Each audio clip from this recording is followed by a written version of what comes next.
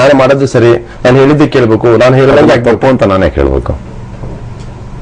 ನೀವ್ ಅನ್ಸಿದ್ ನೀವ್ ಮಾಡ್ತಾ ಇದೀರಾ, ನಿಮಗ್ ಅನ್ಸಂಗ್ ನೀವ್ ಇರ್ತೀರಾ, ನೀವ್ ಹೇಳಿದ್ದೆ ಸರಿ ಅಂತ ನೀವ್ ಅನ್ಕೊಂಡಿದೀರಾ ಅನ್ನೋದು ತಪ್ಪು ಅಂತ ನಾನ್ ಹೆಂಗ್ ಹೇಳಕ್ಕಾಗತ್ತೆ? ಇವಾಗ ನನ್ನ ಅನಿಸಿಕೆ ಕರೆಕ್ಟ್ ಅಂತ ಹೇಳೋದು ಯಾರು? ಈಗ ನೀವ್ ರೆಟ್ಟೆ ಹಾಕಿದೀರಾ, ನನಗೆ ಇಷ್ಟ ಇಲ್ಲ, ಏನ್ ಇಟ್ಕೊಂಡು ಅವ್ನಿಗೆ ರೆಟ್ಟೆ ಹಾಕೋ ನನ್ ಮುಂದೆ ಅಂದ್ರೆ ವಾಟ್ ಇಸ್ ದಿಸ್?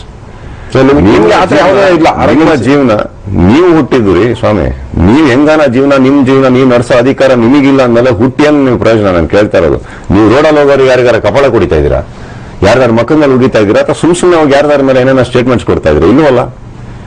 ನಾನು ಹಿಂಗ್ ಇರ್ತೀನಿ, ನಾನು ಹಿಂಗ್ ಮಾಡ್ತೀನಿ, ಆದ್ರೆ ತಪ್ಪೇನಿದೆ? 10,000 ಜನ ಹತ್ರ ಬಂದಾಗ ತಿಳ್ಕೊಬಹುದು, ತಲೆ ಕೆಡಿಸ್ಕೋಬಾರ್ದು ಅದ್ರ ಬಗ್ಗೆ.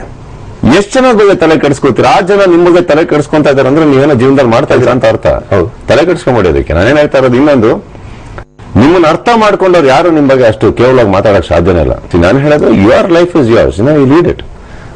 ನಿಮ್ಮ ಸಂಪೂರ್ಣವಾಗಿ ನೀವು, ಯಾಕಂದ್ರೆ ಸತ್ತೋದ್ಮೇಲೆ ನೀವು ಒಬ್ಬರೇ ಸಾಯೋದು, ಯಾರು ಬರಲ್ಲ ನಿಮ್ ಜೊತೆಗೆ.